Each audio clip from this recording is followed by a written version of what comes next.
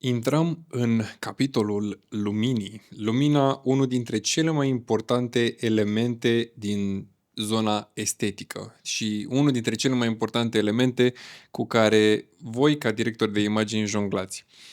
Degeaba ai o cameră bună, degeaba ai obiective bune dacă nu ai lumina suficientă și corespunzătoare ca să faci imaginea aia să iasă la iveală și să capete viață așa cum necesită scenariul.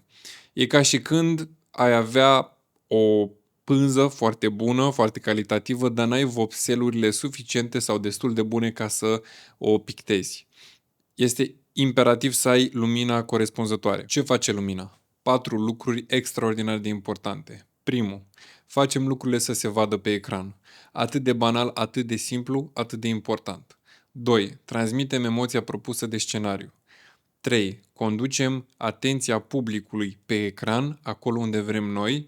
Și 4. Vindem iluzia 3D-ului. Asta este una dintre misiunile noastre principale. Să transmitem emoția scenariului și să vindem iluzia 3D-ului într-un spațiu bidimensional. Pentru că ecranul este un spațiu bidimensional și noi trebuie să știm cum să jonglăm cu elementele, printre care și lumina, care creează volum, ca să creăm această iluzie a 3D-ului. Apropo, ce vezi aici este una din 75 de lecții din cursul meu. Acolo intru în detaliu și vă prezint procesul meu, de la script la imagine finală, și îl aplic pe 2 proiecte reale, un film și o reclamă. Dacă vă interesează, linkul e în descriere.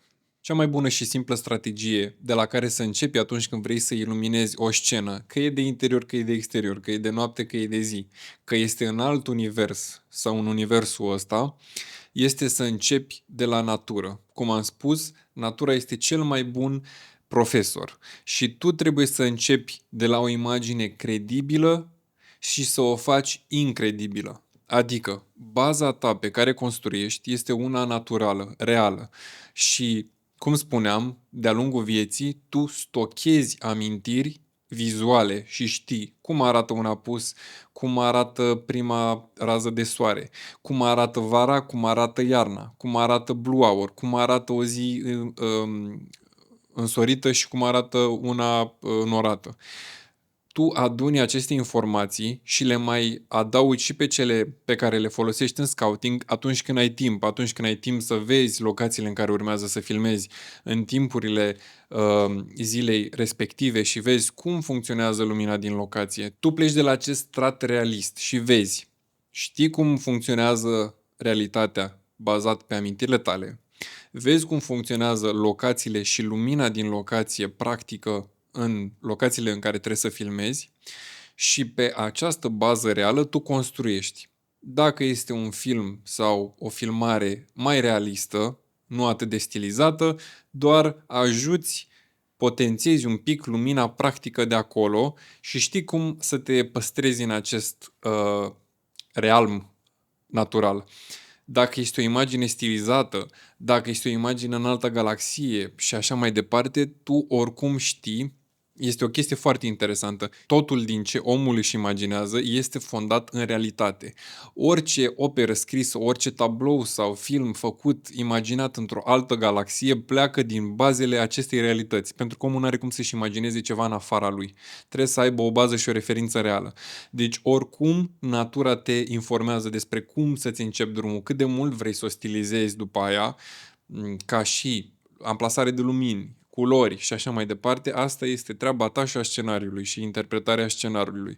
Dar baza tot de la natură pleacă. Deci, deschide ochii, fii atent, fii conștient și stochează amintiri ca tu după aia să le poți folosi ca referință. Când mergi prin parc, când stai în casă, când bate lumina frumos, vezi asta, când bate lumina urât, vezi asta. Ce înseamnă? Cum scoți o locație în evidență? Cum pui lumina ca să te duci înspre realitate? Pleci de la credibil și te duci spre incredibil, nu spre necredibil. Incredibil înseamnă bază reală, stilizată, enhansuită, dar în continuare își are baza în realitate.